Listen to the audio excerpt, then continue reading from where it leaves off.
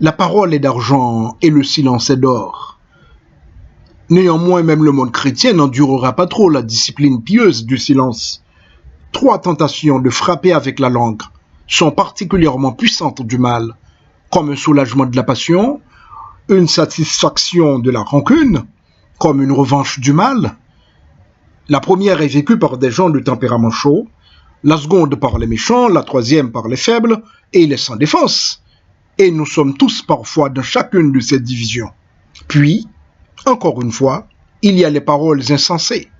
Lisons ce que dit la Bible là-dessus en Éphésiens 5, 4. Qu'on n'entende ni paroles déshonnêtes, ni propos insensés, ni plaisanteries, choses qui sont contraires à la bienséance.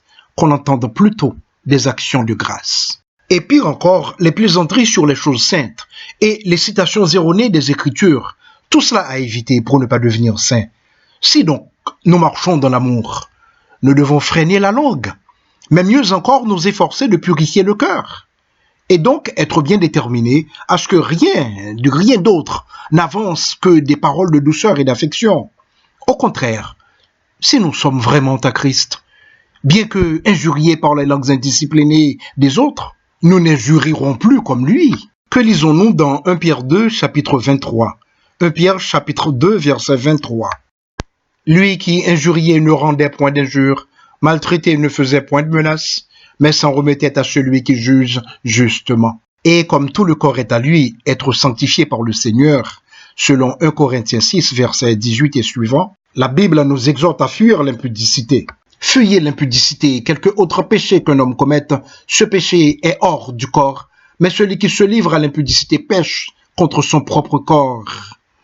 Ne savez-vous pas que votre corps est le temple du Saint-Esprit qui est en vous, que vous avez reçu de Dieu et que vous ne vous appartenez pas à vous-même, car vous avez été rachetés à un grand prix. Glorifiez Dieu dans votre corps et dans votre esprit qui lui appartiennent. Ainsi la langue doit se garder de parler mal, mentir et calomnier, et utiliser correctement pour le service de Dieu. Ainsi pouvons-nous vraiment offrir les veaux de nos lèvres, selon Osée 14, verset 2. Apportez avec vous des paroles et revenez à l'Éternel. Dites-lui, pardonne toutes les iniquités et reçois-nous favorablement. Nous t'offrirons au lieu de taureau l'hommage de nos lèvres. Donc offrons à Dieu les veaux de nos lèvres, plus agréable que le sang des victimes tuées sur 1000 autels, que toutes les holocaustes et sacrifices. Que le Seigneur vous bénisse tous. Amen.